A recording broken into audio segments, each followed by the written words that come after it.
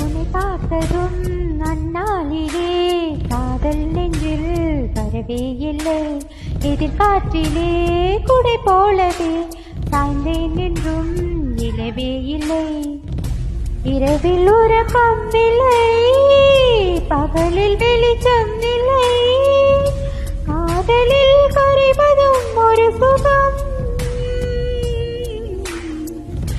எதற்கு பார்த்தேன் என இன்று புரிந்தேனடா. என்னை நீ ஏற்றுக்கொள் முழுவதும்.